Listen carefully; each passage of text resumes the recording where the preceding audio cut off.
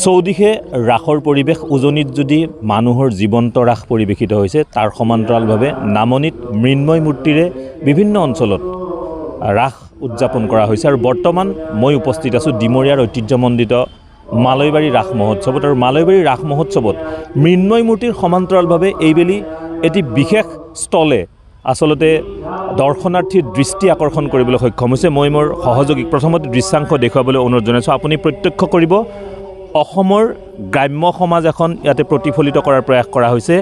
এফালে যদি এয়া গোহালি আছে, সন্মুখত গোধন আছে, সমান্তৰালভাৱে ভঁৰাল ঘৰ আছে, নামঘৰ আছে, বাস কৰা ঘৰ আছে, তাৰ পাছতে জুহাল আছে, ঢেঁকীশাল আছে, সমান্তৰালভাৱে তাঁতশাল আছে আৰু সকলো ধৰণৰ সামগ্ৰী আচলতে নতুন প্ৰজন্মৰ সৈতে চিনাকি কৰাই দিয়াৰ প্ৰয়াস কৰিছে। আৰু এগৰাকী ৰহাৰ শিল্পী চেনিৰাম নাথ নামৰ এগৰাকী শিল্পীৰ নিপুণ হাতৰ পৰশত আচলতে প্ৰাণ পাই উঠিছে এয়া শিল্পকৰ্ম বুলিয়ে কৈছোঁ মই। আৰু এয়া চাওক, আচলতে আপুনি আকৰ্ষিত হ'ব দেখি। সাধাৰণতে অসমীয়া সমাজৰ নিজৰ ঘৰৰ চৌদিশৰ এটি পৰিৱেশ আচলতে। পিছফালে যদি আপুনি শাকনি বাৰী দেখিব, ওচৰতে এটা সৰু পুখুৰী আছে, তাৰপাছত সেয়া দমকল আছে আৰু স্নানাগাৰ আছে, শৌচাগাৰ আছে। পূৰ্বতে যেনেধৰণে মানুহে আচলতে সাধাৰণতে গ্ৰাম্য জীৱন যাপন কৰিছিল তাৰ দৃশ্যাংশ দেখুৱাবলৈ অনুৰোধ জনাইছোঁ মোৰ সহযোগীক। এয়া চাওক আপুনি তাঁতৰ শালখন কেনেদৰে আটোম টকাৰিকৈ আচলতে সজাই তুলিছে এই চেনিৰাম নাথ নামৰ ৰহাৰ 12 পূজাৰ এগৰাকী শিল্পীয়ে। তাতে ওচৰতে আছে আচলতে জুহালৰ কাষতে ঢেঁকীশাল আছে, ঢেঁকীশালৰ সমান্তৰালভাৱে এয়া বাস কৰা যিটো ঘৰ সেয়া ঘৰ আছে। তাৰ পাছতে আপুনি তুলসীজোপা আছে, তুলসীজোপাৰ ওচৰত এটি নামঘৰ আছে, তাৰ পাছত ভঁৰাল ঘৰ আছে, ভঁৰাল ঘৰৰ সন্মুখত এখন গৰু গাড়ী আৰু এইটো আচলতে কুঁৱা।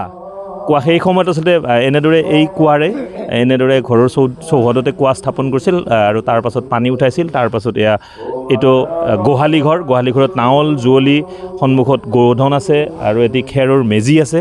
আৰু এনেদৰে গ্ৰাম্য জীৱনক প্ৰতিফলিত কৰাৰ প্ৰয়াস কৰা হৈছে। নঙলা আছে, নঙলাৰে আপুনি ঘৰত যেনেকৈ প্ৰৱেশ কৰিব পাৰে। আৰু ৰহাৰ এগৰাকী কুটিৰ শিল্পী চেনিৰাম নাথে তেওঁ এনেদৰে প্ৰস্তুত কৰিছে। এগৰাকী দৰ্শনাৰ্থীক মই এই মুহূৰ্তত লগ পাইছোঁ, তেওঁৰ পৰা এই সমগ্ৰ বিষয়টো সন্দৰ্ভত জানিব বিচাৰিছোঁ।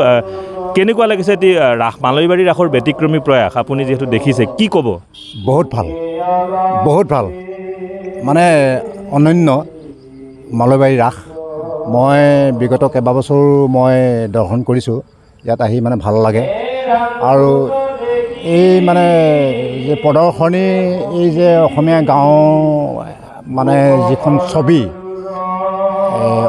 হেৰাই যাব খোজা অসমীয়া মানে গাঁৱলীয়া যিখন ছবি, সেই ছবিখন চাই আপ্লুত হৈছোঁ।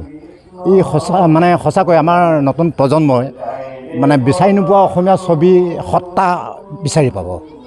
ভাল লাগিছে।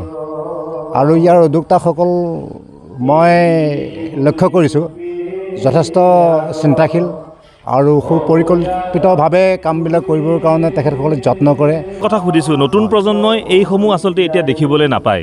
সাধাৰণতে গ্ৰামাঞ্চলত আগতে অসমীয়া সমাজৰ যিখন পৰিৱেশ আছিল, আপুনি তাঁতৰ শাল দেখিছে বা অন্যান্য যথেষ্ট সুন্দৰভাৱে সজাইছে। এই বিষয়টোত কি ক'ব? আজিৰ প্ৰজন্ম আহিছে, ধুনীয়াকৈ চাইছে, তেওঁলোকে নিশ্চয় ভাল পাইছে।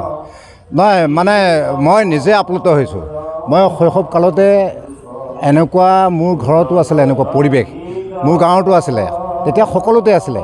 কিন্তু এতিয়া নতুন প্ৰজন্মই, মই সেইটো ছবি দেখি মই নিজে এতিয়া আপ্লুত হৈছোঁ। আৰু এতিয়া নতুন প্ৰজন্মই মানে এইটো চাব লাগে আৰু দেখুৱাব লাগে। আৰু ব্যতিক্ৰম আৰু ইয়াত মানে চাবলগীয়া যিমানখিনি আছে তাতকৈ মানে এইটো শিকিবলগীয়া। আমাৰ নতুন প্ৰজন্মই আমাৰ নিজৰ সংস্কৃতি, আমাৰ ভেটি হেৰাই যাবলৈ উপক্ৰম হৈছে। আৰু নতুন প্ৰজন্মৰ লগত এই সংস্কৃতিৰ লগত নিজৰ ভেটিটোৰ লগত মানে পৰিচয়টো অতি সবলভাৱে মানে দাঙি ধৰিব লাগে। হয়, নিশ্চয়কৈ। আৰু মালৈবাৰী ৰাস মহোৎসৱৰ ব্যতিক্ৰমী প্ৰয়াস। মই পুনৰবাৰ কৈছোঁ, শিপা বিচ্ছিন্ন হ'ব বিচৰা বুলি সাধাৰণতে সততে অভিযোগ উত্থাপন কৰা নতুন প্ৰজন্মক আচলতে নিজৰ শিপাডাল চিনাকি কৰাই দিয়াৰ প্ৰয়াস। এনেদৰে এই বিশেষ স্থলটিয়ে ইতিমধ্যে দৰ্শনাৰ্থীৰ দৃষ্টি আকৰ্ষণ কৰিছে ডিমৰীয়াৰ ঐতিহ্যমণ্ডিত 47 সংখ্যক বৰ্ষৰ মালৈবাৰী ৰাস মহোৎসৱত।